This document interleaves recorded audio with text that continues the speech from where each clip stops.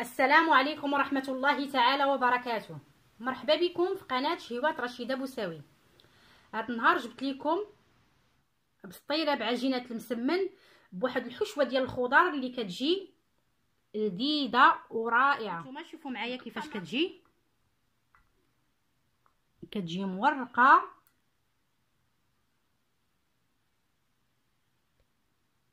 وكتجي لذيذة. ندوزو المقادير وطريقة التحضير. بسم الله على بركة الله. انا هنايا العجينه عجنتها، ولاني غادي نعطيكم المقادير ديالها. انا نعطيكم شنو درت فيها. خديت 2 كيسان ديال الدقيق بقياس كاس العنبه، 2 كيسان ديال الدقيق الفورس، زائد كاس ديال الدقيق الفينو، وشويه ديال الملحه، ونص باكيه ديال الخميره الحلوه هي 4 غرام، مع نص معلقه صغيره اللي ودرت نص معلقه صغيره ديال السكر باش هاد المسمنه هادي ملي تدخل الفران تحمر لنا شويه. داك السكر غادي يعطيها واحد اللون ذهبي. صافي هادشي اللي درت في العجينه. درت شويه ديال الملحه، شويه ديال السكر، ونص معلقه صغيره ديال الخميره كيماويه. هادشي اللي درت فيها، وعجنتها مزيان. دلكت حتى دلكات مزيان وخليتها ترتاح، وقسمتها كرات. درت 6 الكرات صغار ودرت 2 كبار.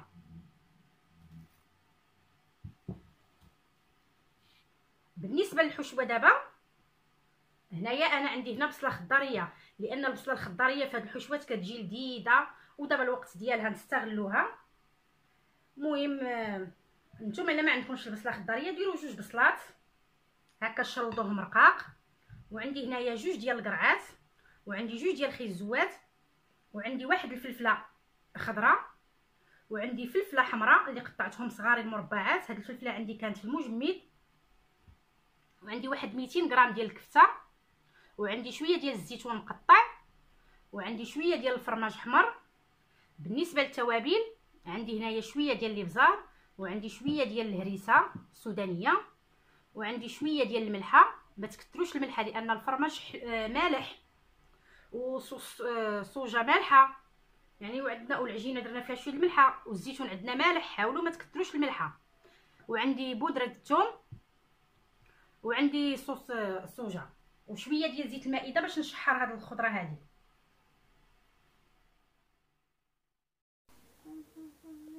هانتوما خديت مقله ودرت فيها شويه ديال الزيت، وبديت كنشحر ديك البصله حتى تشحر لينا البصله مزيان كي كتشوفوا معايا. وديك الساعه عاد نبداو نزيدو الخضره بشويه بشويه.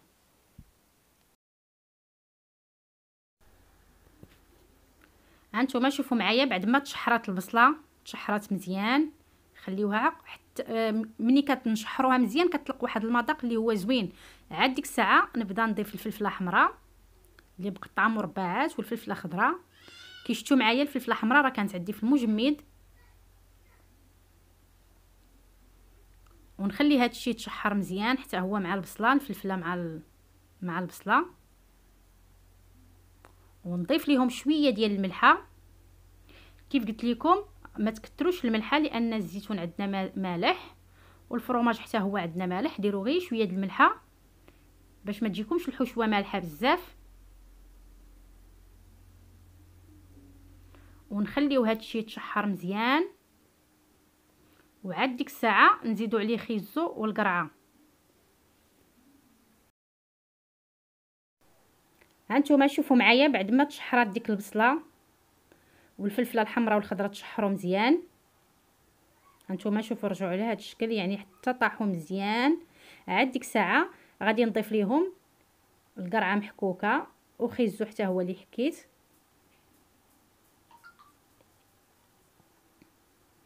وديما ملي نبداو نشحروا الخضره ديالنا تكون النار مجهده وحنا حيت واقفين عليها باش ما تطلقش لينا الماء. ودابا غادي نزيد شويه ديال السودانيه، واللي ما عنده السودانيه يدير شويه ديال الهريسه ديال مول الزيتون. وغادي ندير راس معلقه ديال الثومه غبره، واللي ما عندوش الثومه غبره بلا ما يدير الثومه الاخرى لان كيكون فيها مذاق مجهد. وغادي ندير شويه ديال الابزار،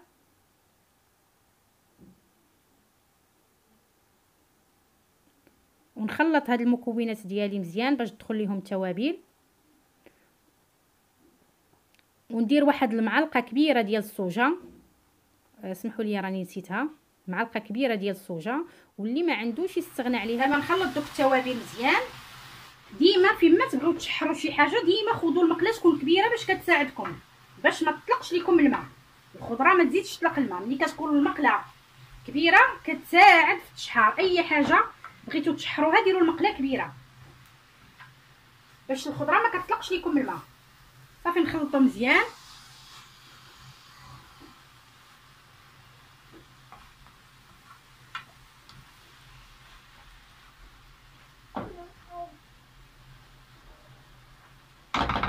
غنتسنى عليها حتى تطيح هاد الخضره، عاد ديك الساعه نزيد لها الكبسه. هانتوما شوفوا معايا بعد ما تشحرت ديك الخضره ديالي مزيان طاحت. دابا غادي نضيف الكبسه.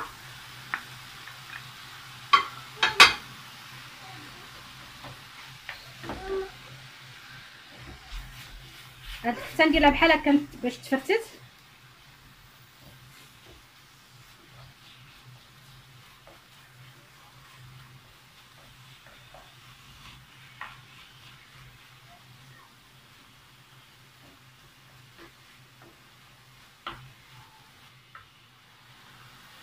هانتوما شوفوا معايا بعد ما تشحرت حتى ديك الكبسه. هانتوما راه ما بقى لا ما لا والو. شحروا هاد الخضره مزيان حتى تنشف من الماء.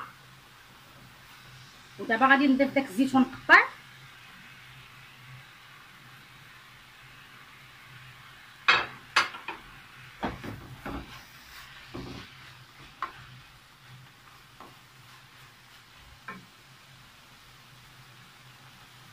وغادي نضيف شويه ديال القزبر والمعدنوس. نسيت قبيله ما ذكرتوش لكم في المقادير حيت يلاه قطعته. دابا كنخليه حتى الاخير لحظه عاد كنقطعو باش كتبقى فيه ديك النسمه.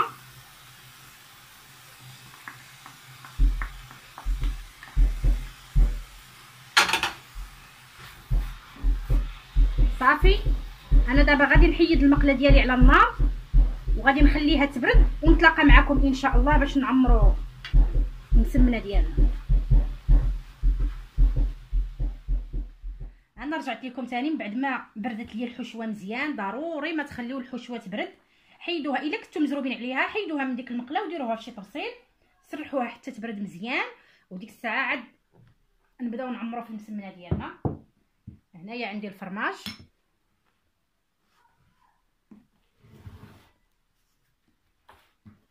دابا كناخذ دوك الكرات. هانتوما شوفوا معايا داك القياس ديال العجينه. ملي غادي تعجنوا غادي تدلكوه، غادي تحيدوا جوج ديال الكرات كبار قياس واحد، واللي بقى لكم غادي تقسموه على 6 باش يخرجوا لكم كرات على 6.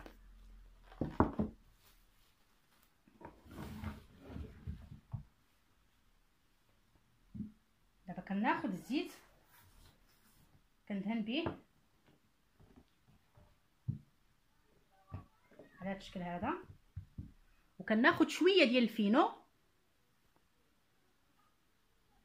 كنرشو من الفوق.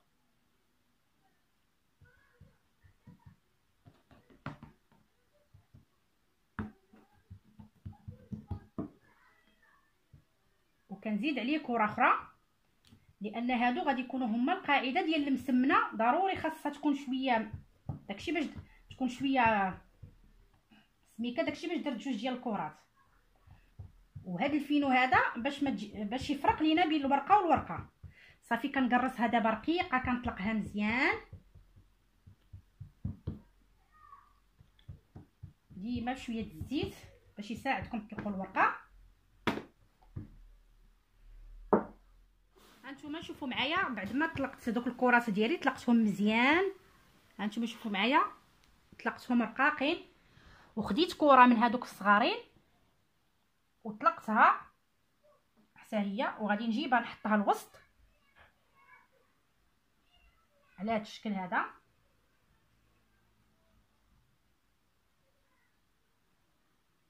قد ما رققتوا الورقه قد ما كتجيكم هذه المسمنه هذه كتجيكم زوينه. راه كتجي بحال الا دايرين الورقه البسطيله، كتجي رقيقه. صافي دابا كناخذ الحشوه ديالي وكنبدا نعمر.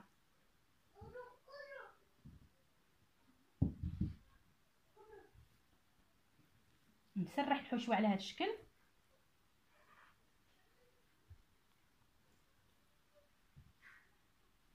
وضروري كي قلت لكم الحشوه خاصها تكون بارده باش ما تقطعش لينا العجين.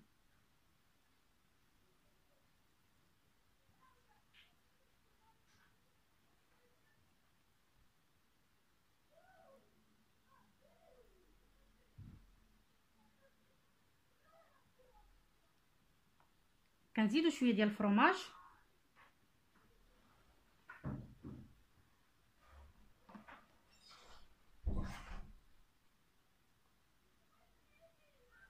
وكنعاود نطلق كره اخرى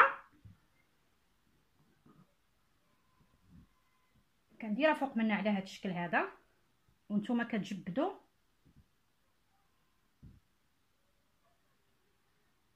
تبعوا معايا، راه الطريقه ساهله. تنغطيو عاوتاني هاد الحشوه كلها اللي عندنا.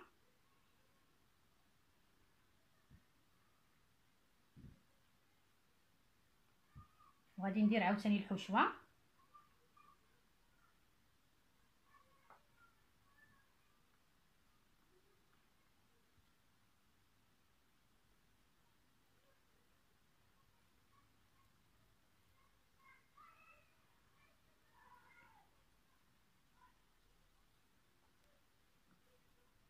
نتمنى نكون وضحت لكم الطريقه وتكونوا فهمتوني. هانتوما شوفوا معايا بعد ما عمرت دوك الطبقات كندير الحشوه وكندير العجين وانا كنعمر. دابا هذه الطبقه الاخرى تسالي دوك الكرات اللي عندي، وغادي نرش الفرماج.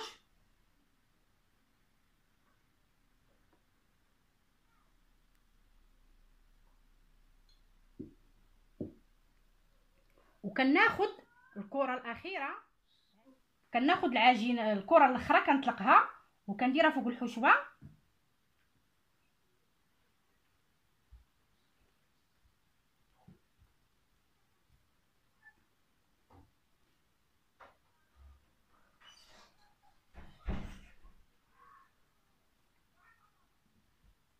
صافي حتى كنغطيوها على هذا الشكل هذا. دابا ما غاديش صافي، راه حنا سالينا. وكنبدا نجبد في العجين ديالي على هذا الشكل هذا وكنرد هنا باش كنجمع. صافي كنجمع المسمنه ديالي على هذا الشكل، كنجبدو ونجيبو لهنايا لمركز الوسط.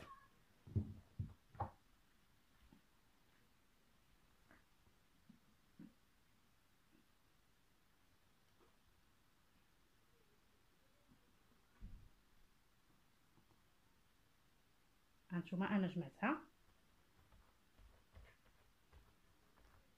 صافي كناخذ دابا اللاطه ونديرها فيها. هانتوما دابا خديت اللاطه اللي كتدخل الفران وفرشت لها الكاغط من الاحسن باش ملي نجيو نهزوها يساعدنا هذا الكاغط. دابا غادي نطلقها شويه، ماشي بزاف، غير نقادها.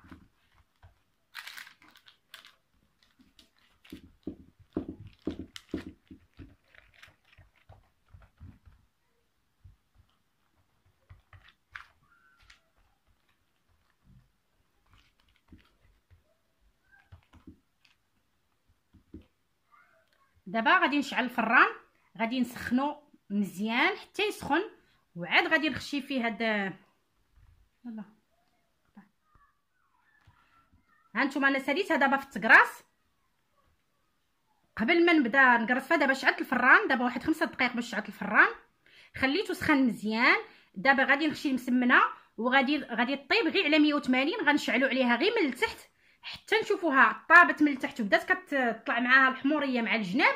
عاد ديك الساعه نشعل عليها من الفوق باش طيب لينا مزيان. خاصها طيب على نار مهيله باش يطيب يعني طيب وتجي مقرمشه. نتلاقى معكم بعد ما طيب المسمنه ديالي ونتلاقاو ان شاء الله في التقديم النهائي. هانتوما شوفوا معايا بعد ما طابت المسمنه ديالي وخرجتها من الفران، درت ليها شويه ديال الفرماج الاحمر محكوك غير للتزيين، وانتم زينوا بداكشي اللي عندكم. المهم انا زينتها بالفرماج احمر تحت طفيت الفران وعاد درت ليها الفرماج ودخلتها غير ديك السخونيه حتى داب وخرجته. هذه هي الطريقه اللي درت ليها. بالنسبه للطياب كي قلت لكم تكون النار مهيله، يطيب على 180. الطيب من التحت حتى طلع لها الحموريه مع الجناب، عاد ديك الساعه شعلوا عليها من الفوق باش ما تبقاش لكم خضره من الداخل، باش طيب كامله وتجي مقرمشه على هذا الشكل هذا. هانتوما كيشفتوا معايا مقرمشه وكتجي لذيذه. نتمنى الفيديو ديال هذا النهار توصلوا ليا لاكبر عدد ديال لي لايك، واللي مازال ما تابوناش في القناه ديالي تابونا، ونبغيكم تخليوا لي التعاليق ديالكم الزوينه اللي كتشجعني ونزيد نعطي اكثر واكثر. والى فيديو قادم ان شاء الله، والسلام عليكم ورحمه الله تعالى وبركاته.